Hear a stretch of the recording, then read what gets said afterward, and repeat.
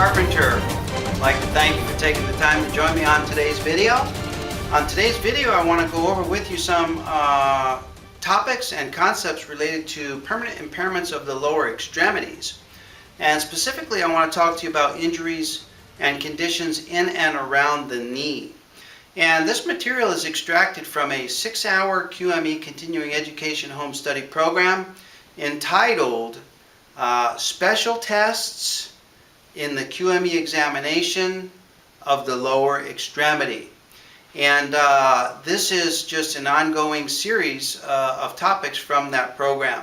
In other videos, I've elaborated on some of the topics included in that program, including conditions such as trochanteric bursitis, patellar instability, patellar subluxation or dislocation, injury to the medial collateral ligament, and also topics related to tarsal tunnel syndrome, which is a nerve entrapment condition of the lower extremity. So for the purpose of today's video, I want to focus on some common injuries that we see in the qualified medical examination in and around the knee. And I'm going to talk to you today about permanent impairments related to injury to the medial and lateral menisci, injury to the medial and lateral collateral ligaments, and injury to the anterior and posterior cruciate ligaments. And we're going to be reviewing table 17-33 from the AMA guides. And it's interesting because when we get into the table, we're going to see that permanent impairments of the lower extremity, at least for the knee, are greatest for comorbid conditions of laxity of the collateral ligaments and also the cruciate ligaments. In other words, let me say that a different way. When we have coexisting laxity of the collateral ligaments with laxity of the anterior or posterior cruciate ligaments, those two combine to give us a 10% whole person impairment, which is the highest permanent impairment rating for the knee. And it's interesting because many times these injuries coexist. In fact, it's rarely the exception to see isolated injury to either the medial collateral ligament or the cruciate ligaments. Many times they coexist and they co-accompany each other.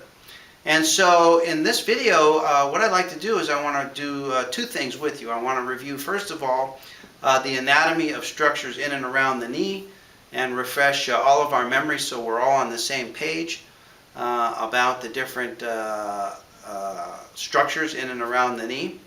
And then I want to go into the physical examination maneuvers for the assessment of the anterior and posterior cruciate ligaments, because one of the themes that I want to establish on today's video is that these ligamentous laxity conditions frequently go missed. And the reason that they're missed is because our examination techniques aren't sensitive enough, or that we are not attuned enough to the coexistence of laxities of the collateral ligaments and the cruciate ligaments. So I want to spend some time going over all of the different instabilities that exist related to the anterior and posterior cruciate ligaments. And on another video, I have thoroughly discussed laxity of the medial and lateral collateral ligaments, so we won't go into that in great detail in this video.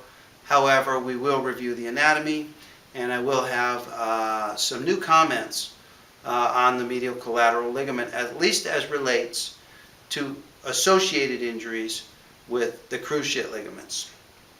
So I want to give you a minute to go ahead and get your AMA guides, where we'll review a couple of topics associated with table 17-33, and then we'll get right into the anatomy review. So please go ahead and get your AMA guides, and I'm going to insist that you do get your AMA guides, because I want you to lay your eyes on the same words that I'm referring to in this next section. It's so much more powerful when we're looking at the same table and the same pages in the guides, so that we know that we're both on the same page, literally and figuratively. So I'll give you just a minute and I'll come back and join you as we get into anatomy review of the anterior and posterior cruciate ligaments.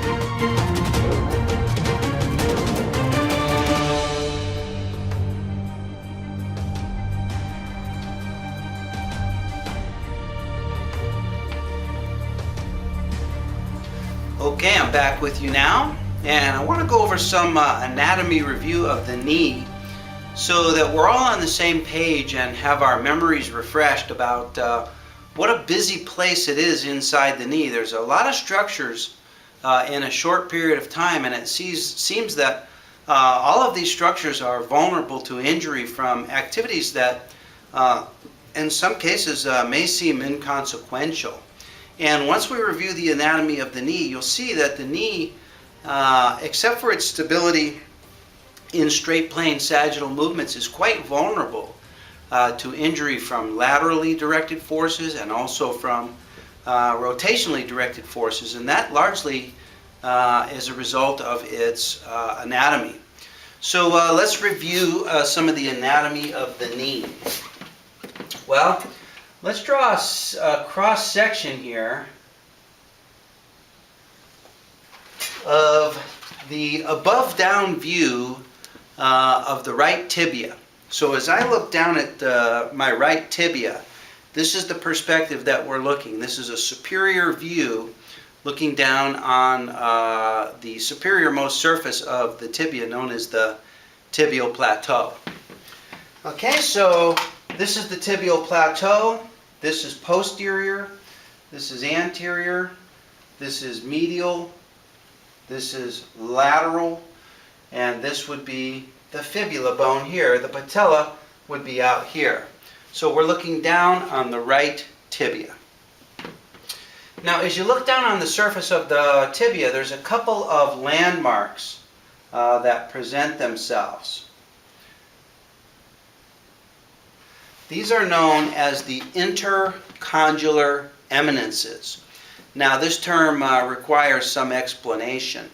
Sometimes the surfaces of the tibia are referred in various textbooks as the medial and lateral tibial condyles. Other authors refer to these as the medial and lateral tibial plateaus, so you'll see both terms in the reference literature.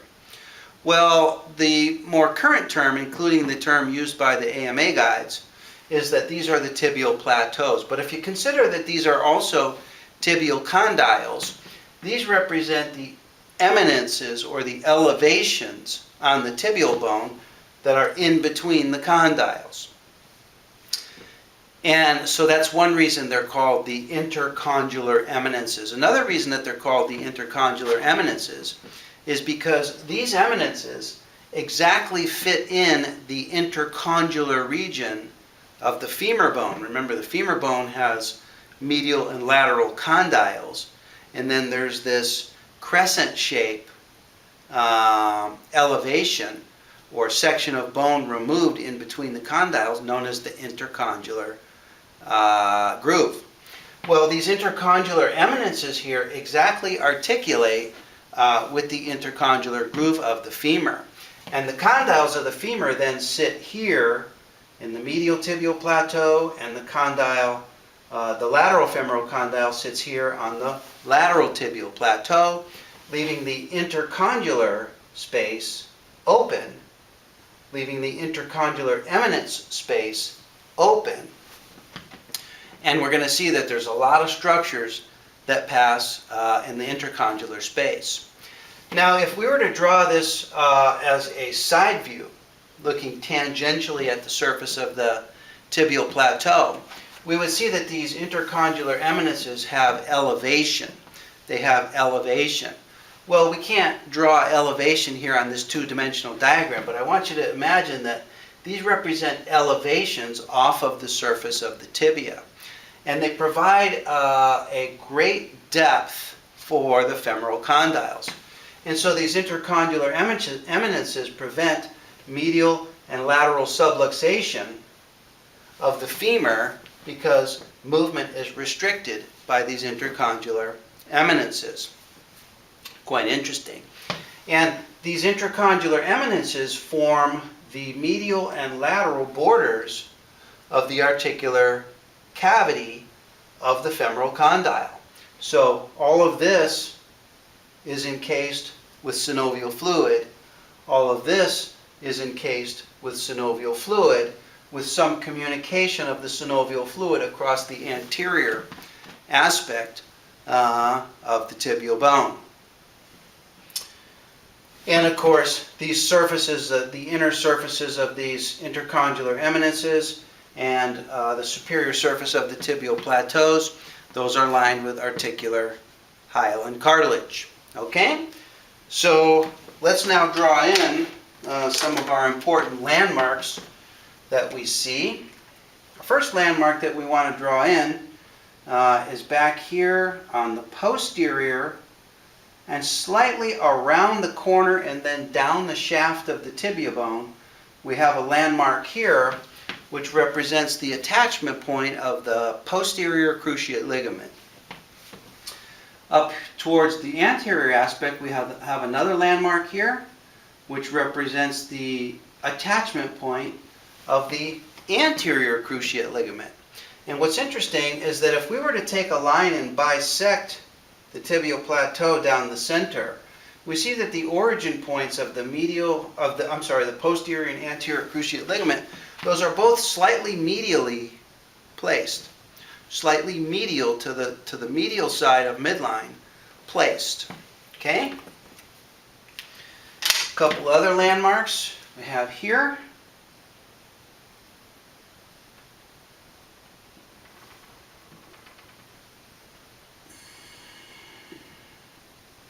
These are attachment points for the medial meniscus. And then here,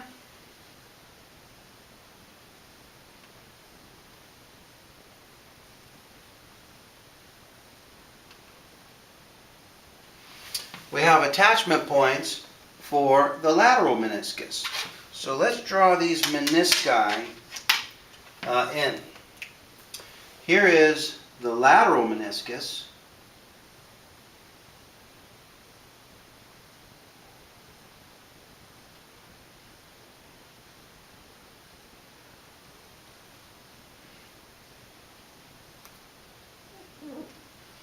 With its fibrous connections.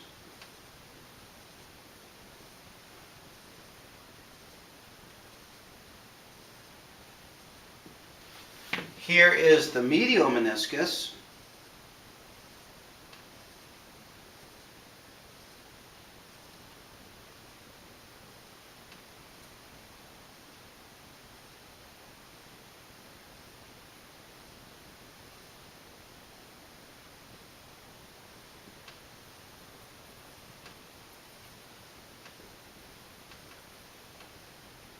Okay? And then both the lateral and medial meniscus are attached to the tibial plateau, firmly adhered to the tibial plateau by the coronary ligaments. These are the coronary ligaments, and the coronary ligaments are nothing more than extensions of the fibrous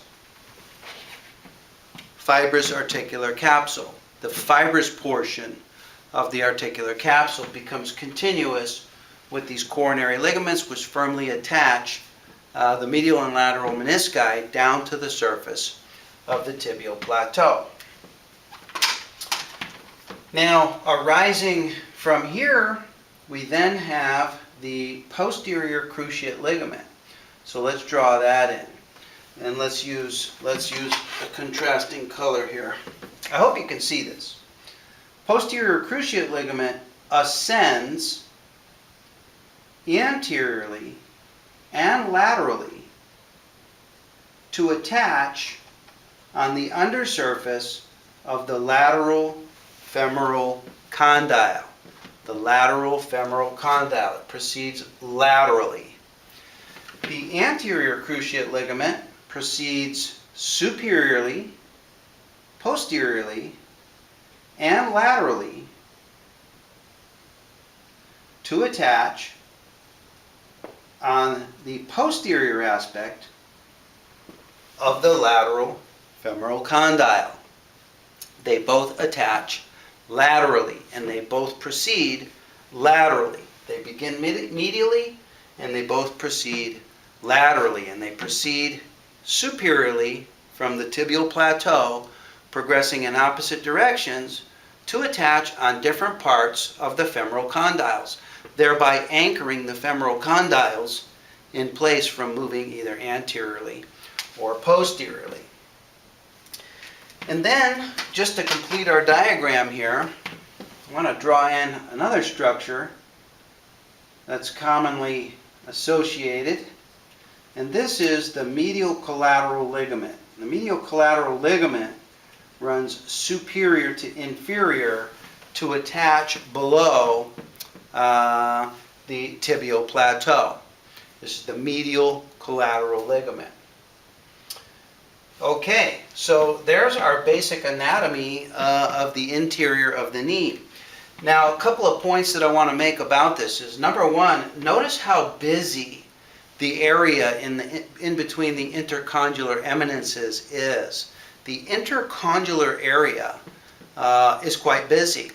The intercondylar area is intra-articular, which means that these structures are within the articular capsule. However, they are not within the synovial lining of the knee joint. So this is not a synovial cavity in here, but it is contained within the articular capsule of the knee joint itself. So that's one point. Second point I want to make is that it's very busy in through here, and these structures, when they're injured, sometimes are injured in tandem or in multiples.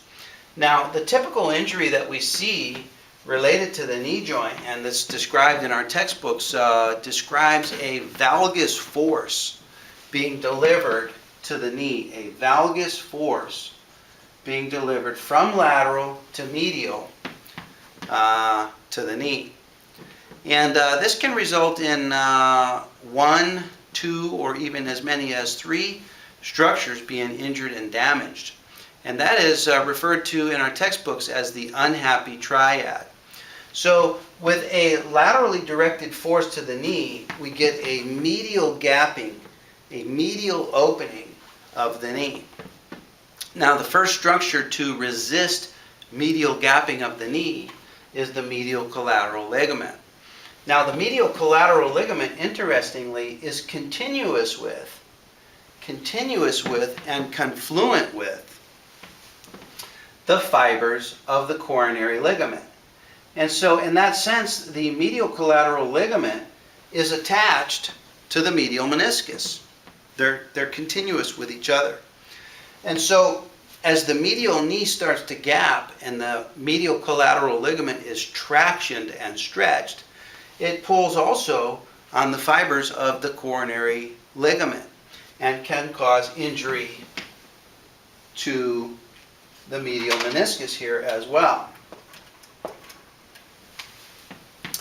Injury right there. Now, if the force is sufficient, and if indeed, especially if there's some sort of a rotational component of the lower leg, injury can then come in to include either of the anterior or posterior cruciate ligaments. Now, of the two ligaments, the anterior cruciate ligament is the weaker of the two. It's much smaller in bulk and has many fewer ligament fibers, collagen fibers, than does the posterior cruciate ligament. Now, interestingly, is that the anterior cruciate ligament becomes taut, T-A-U-T, taut as the knee approaches full extension. And one of the functions of the anterior cruciate ligament is to prevent knee hyperextension. Hyperextension of the knee is resisted by the anterior cruciate ligament. Knee hyperflexion is resisted by the posterior cruciate ligament. So as the knee comes to full extension, the anterior cruciate ligament becomes taut and it reaches its full physiologic length. Well, it's at this point that the ligament is vulnerable to overstretch injury, especially from laterally directed forces, especially if there's a rotational component of the femur on the tibia or the tibia on the femur. Typically, it's a rotational force of the femur on the tibia because the foot is usually planted in an athlete. The foot is planted while the upper body is rotating around the tibia, and then there's a laterally directed force that disrupts the whole thing. So if we focus our attention now on the intercondylar area, what kind of injuries can we sustain in the intercondylar area? Well, we can sustain an injury to the anterior cruciate ligament, avulsing it from either its origin or from its insertion on the femoral condyle. We can suffer injury to the posterior cruciate ligament, either from its origin on the tibia to its insertion on the femoral condyle. We can suffer injury to the attachment points of the medial and lateral menisci, which I've redrawn in here for you so you can see those. These are all in the intercondylar area. We can suffer injury to the connective tissue fibers that connect the menisci to the attachment points on the tibial plateau. There's a lot of activity in here. We can also suffer injury here to the tibial eminentia. And when you take your diagnostic studies, especially your intercondylar tunnel view, that's a special view that allows direct visualization through the intercondylar tunnel, you're going to want to look for the presence of loose bodies or bone fracture fragments in the intercondylar space. These serve as attachment points for all of these structures. And so these are subject to torsional forces, shear forces, rotational forces, and avulsion forces. And so these tibial eminentia frequently suffer injury as well. So a lot of structures in there. For our next section on this video, now that we've reviewed the anatomy, what I want to do is I want to go through some physical examination maneuvers for the assessment of the cruciate ligaments. We're going to narrow our focus now down to the cruciate ligaments. And a couple key points before we get there. And that is, notice here, the anterior cruciate ligament attaches anteriorly on the tibial plateau and posteriorly on the lateral femoral condyle. The function of the anterior cruciate ligament is to prevent forward translation of the tibia on the femur. As the tibia moves forward, this band becomes taut and resists forward motion. The function of the posterior cruciate ligament is to prevent posterior displacement of the tibia on the femur. As the tibial plateau moves in the posterior direction, this cord becomes taut and resists posterior translation. Now, because of these central origin and insertion points, notice these small moment arms, these small area through which rotational forces are distributed. It actually represents a small percentage of the overall total surface area of the knee joint. So while these are excellent restraints for anterior and posterior motion, they're poor restraints to resist rotational movements. And so the knee is subject to frequent injury with rotational movements. And as such, it frequently results in either anterior medial rotary instability, anterior lateral rotary instability, posterior medially and posterior lateral rotary instability. 4 different types of instability depending upon which of these cruciate ligaments are injured. So we'll go over those and the other instability examination maneuvers in our next segment when we get to physical examination for the anterior and posterior cruciate ligaments.